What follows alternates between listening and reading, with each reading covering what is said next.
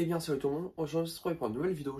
Dans cette vidéo, on va parler de mon Philoptamus et de mon Xenopeltis unicolor. Je préfère faire cette vidéo parce que je pense qu'il y en a beaucoup qui pensent qu'ils sont décédés ou que je ne les présente plus parce que je les ai perdus. C'est faux totalement, donc ça va faire à peu près un an que j'ai mon Philoptamus. Elle a de magnifiques couleurs, donc ne vous inquiétez pas, elle n'est pas décédée. Pour ceux qui m'avaient critiqué en pensant qu'elle serait canée complètement, non, c'est faux. On va parler un peu d'elle, je vous montrerai plus tard une fiche d'élevage et une fiche de présentation, donc un tuto donc sur les Philoptamus, les nouvelles installations, les nouveaux trucs qu'il faut savoir, remontrer du moins mon Xenopeltis, au niveau donc de mon Philoptamus. Je vais vous montrer tout ça dans cette vidéo. La vidéo commence, n'oublie pas donc de t'abonner si la chaîne te plaît, si la vidéo te plaît.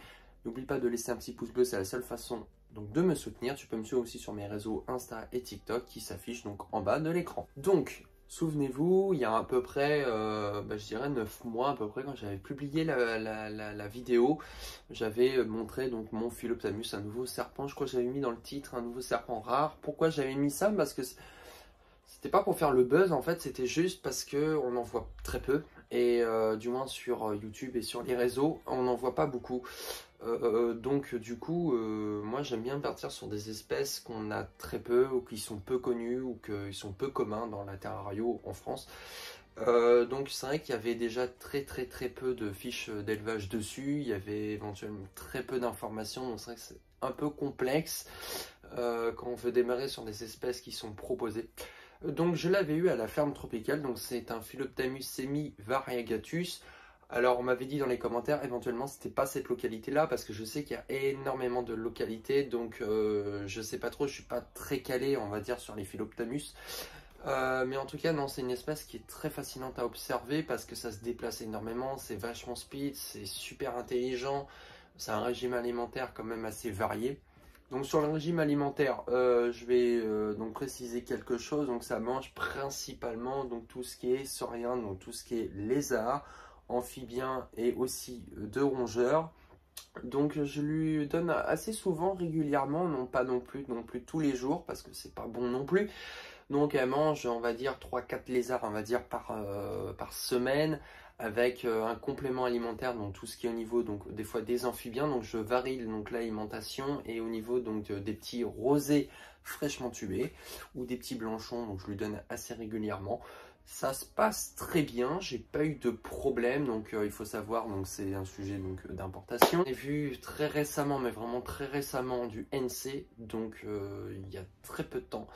Voilà, mais c'est beaucoup de sujets d'import, il y a énormément de bêtes d'import de toute façon.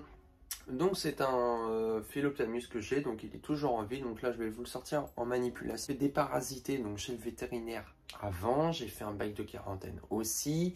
Je fais mon élevage donc d'Hemidactylus brooki et Phrenatus quand il y en a disponible. Voilà, donc tout se passe très bien, j'ai pas eu de problème, donc là je vais aller vous la sortir. Donc voilà, donc du Philoptamus semi-variegatus, donc vous voyez c'est assez speed, donc elle a de magnifiques couleurs. Voilà, je vous montrer donc au niveau des photos, elle a une tête bleu turquoise, c'est vraiment des serpents qui sont vraiment très beaux. Vous pouvez voir pour ceux qui m'ont critiqué en pensant qu'elle serait morte, non pas du tout, donc là elle va aller se renourrir, donc elle vient de sortir de mue il y a très peu de temps, donc c'est pour ça qu'elle est un peu plus fine. Voilà, elle a mué entre 8 à 10 fois donc chez moi, donc elle s'est vraiment très bien développée. Donc elle est vraiment, vous pouvez voir donc la fin de la queue, elle est très fine. Donc c'est des serpents qui sont vraiment arboricoles. Donc je lui ai mis un grand terrarium donc en hauteur. Donc, je vais faire un truc vraiment très sympathique. Je vous le montrerai donc dans une prochaine vidéo, donc visite d'élevage. Vous pouvez voir donc c'est un ventre, donc des écailles ventrales toutes jaunes. Donc c'est assez speed, ça chasse vraiment, donc très bien et c'est vraiment magnifique. Voilà, c'est des espèces qu'on voit très peu. J'essaye donc de vous montrer plein de choses. Donc elle a des points blancs, points bleus, points noirs. Elle a plein de verts différents, donc un peu vert émeraude, vert très jaune, passant sur le jaune, le vert, donc plein de choses très sympathiques. Donc voilà pour la petite précision, mais par contre c'est vraiment très beau. Fait environ dans les 40 à 50 cm. Faites très attention aux manipulations, faut être attentif, donc faut pas le donner dans les mains de n'importe qui non plus, parce que ça fait des grands bonds et c'est vraiment très fascinant à observer. Du coup, vous avez pu voir donc un Philoptamus semivariatus. Alors, je sais qu'il y a plusieurs localités, je suis pas calé dessus, donc s'il y en a qui connaissent vraiment, vous me le dites. Voilà, donc ça se passe plutôt très bien. Donc je lui ai mis donc une lampe chauffante et UVB en plus. Voilà, parce que c'était quand même beaucoup plus conseillé de mettre ça que des tapis chauffants. Ça se passe très bien, elle s'est vraiment bien développée, elle mange parfaitement. Donc là, je vais aller vous montrer donc ma femelle Xenopeltis unicolor. Une femelle Xenopeltis unicolor, donc vous pouvez la voir, elle est très très cool. Alors elle vient de sortir d'hibernation, il n'y a pas très longtemps. Donc elle est un petit peu plus maigre que d'habitude. La question en fait elle s'est mise donc en hivernation toute seule. Je voulais pas la mettre en hivernation parce qu'elle avait déjà des petits problèmes donc pour manger. Donc elle est un peu complexe un petit peu en ce moment. Vous savez, dans les périodes, tout ce qu'on arrive vers novembre-décembre, généralement les serpents se mettent en hivernation. Sinon elle mange donc du fraîchement tué décongelé, donc ça dépend. Voilà, donc elle est toujours là, elle est toujours présente. C'est vraiment des serpents qui sont vraiment magnifiques, qui ont vraiment beaucoup de reflets arc-en-ciel. Ils sont toujours là, vous inquiétez pas, ils sont toujours en vie. Ils vivent très bien, donc ne vous inquiétez pas par rapport à ça.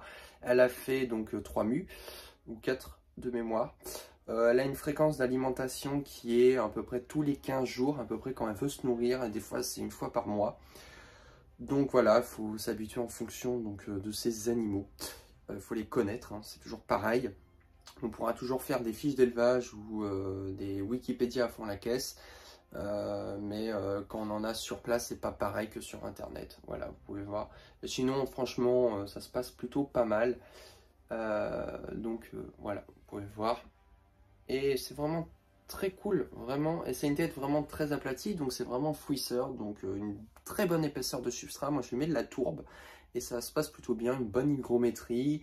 Ça supporte pas trop les fortes chaleurs. Je mets 28-29 degrés. Là, je suis à 28, ça se passe bien. Comme je vous dis, voilà, des fois, il y a des petits problèmes de nourrissage, mais sinon, elle mange à peu près tous les 15 jours. Qui me regardent, qui ne la voient plus, non, ils sont toujours là. Donc, c'est des serpents qui sont vraiment très cool. Voilà. Donc, j'espère que la vidéo t'aura plu. Si la vidéo t'aura plu, tu peux toujours laisser un petit pouce bleu. C'est la seule façon de me soutenir. Et moi, je te dis à la fois prochaine. Allez, salut!